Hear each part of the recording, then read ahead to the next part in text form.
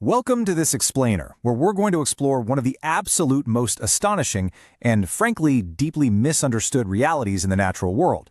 We're talking about dangerous wild animals showing genuine, profound affection toward human beings. I mean, just picture this for a second. A 400-pound apex predator sprints toward a human, leaps into the air, and instead of, sinking its teeth in, it wraps its massive paws around the person's neck in this big, joyful embrace. We've all seen those incredible viral clips online, right? And they just leave you completely spellbound. How does a creature literally built with biological weapons, claws, fangs, insane muscle density, suddenly become as gentle as a house cat with one specific person? Well, today we're going to unravel the complex science, the deep psychology, and yes, the hidden dangers behind what actually happens when dangerous animals love humans. Just put yourself in this scenario. Imagine coming face to face with a 1,000-pound grizzly bear out in the wild or standing waist-deep in a river right next to a massive prehistoric crocodile. Your primal brain is absolutely screaming at you to run for your life. Yet in some very specific, really extraordinary cases, instead of attacking, that massive predator seemingly just wants your companionship. Take the incredible true story of Cheeto and Pocho. Pocho was a 17-foot-long, nearly 1,000-pound crocodile. After Cheeto rescued and nursed this injured croc back to health, the two formed an unbelievable bond. They swam together, they played together, and the crocodile never once harmed him over a period of 2 entire decades. It completely shatters everything we think we know about the predator-prey dynamic. So let's really dive into this paradox here. Can a deadly predator genuinely love you? I mean, why would a lethal hunter ever choose to trust a specific human over its own deeply ingrained wild instincts? For millions of years, evolution has finely tuned these animals to survive by looking at other species as either a threat they need to eliminate or a meal they need to eat. And let's be real, humans, being relatively slow and soft, usually fall into one of those two buckets. Yet, somehow, this hardwired biological programming just gets completely short-circuited. We're looking at a scenario where a predator's brain actively overrides millennia of evolutionary survival tactics just to form a peaceful emotional attachment to a human being.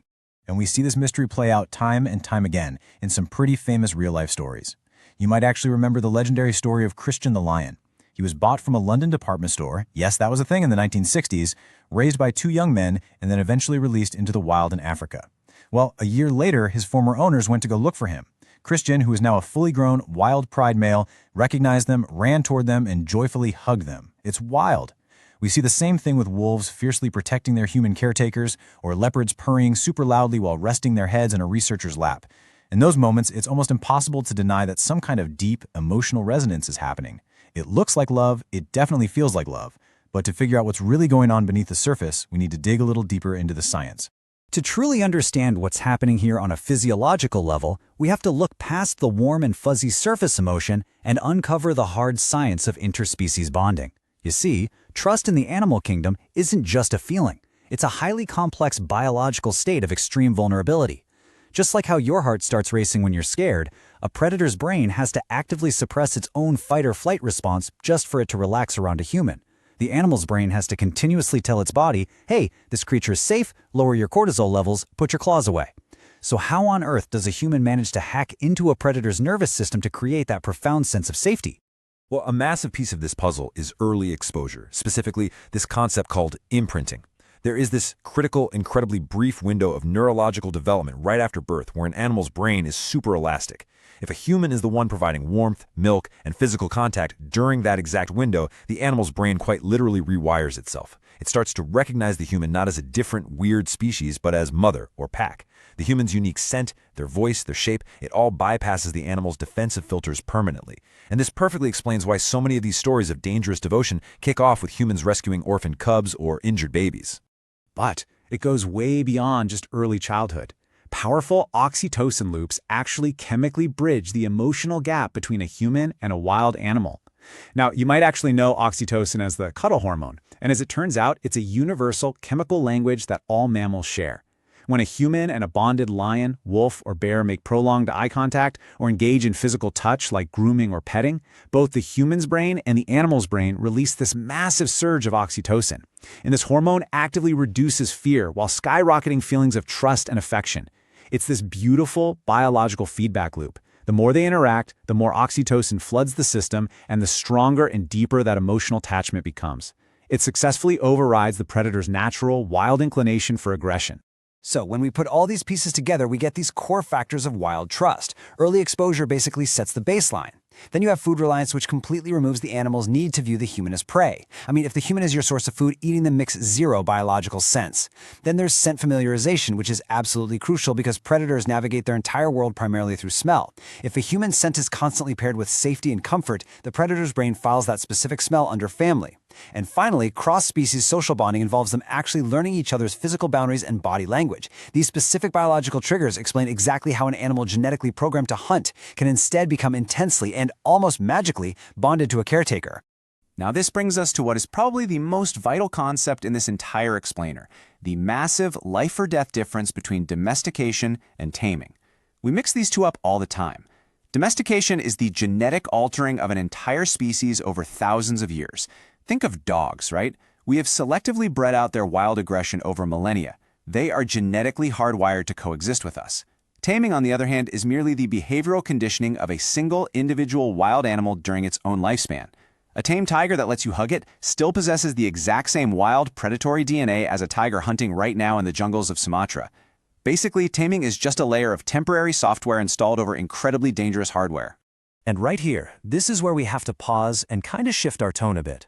Because as amazing as those heartwarming, viral stories of lions hugging humans and bears playing in swimming pools are, they often obscure a deeply dangerous and sometimes fatal reality.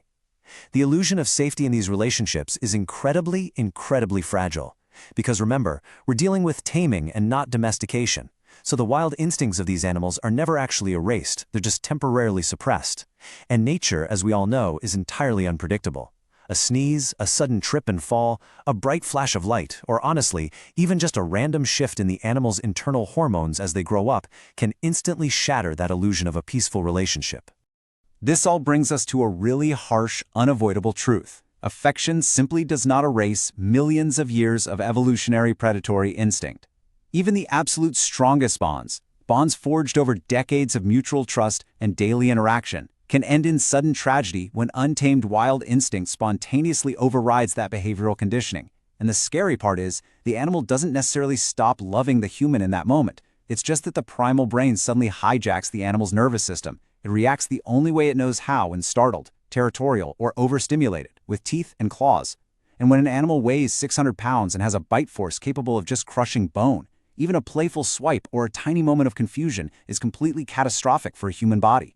And sadly, we've seen some highly sobering, tragic cases that prove this exact point. Think of Siegfried and Roy, where literally decades of performing with a beloved tiger ended when the animal just suddenly snapped, acting on an unpredictable instinct. Or consider Timothy Treadwell. He spent 13 summers living right among wild grizzly bears, utterly convinced he had forged this impenetrable mutual trust with them, only to be tragically killed by one. These instances are really sobering proof of our core reality here. Wild instincts remain fully intact. Behavioral snaps are totally unpredictable. Taming is never ever a guarantee of permanent safety. And most importantly, affection does not equal domestication. A predator can feel genuine affection for you in one moment, and in the very next fraction of a second, view you as a threat. So I want to leave you with this final, profound thought as we wrap up this explainer. When a massive lion wraps its paws around a human, or a deadly crocodile allows a guy to just casually swim beside it, are dangerous, wild animals genuinely capable of loving us?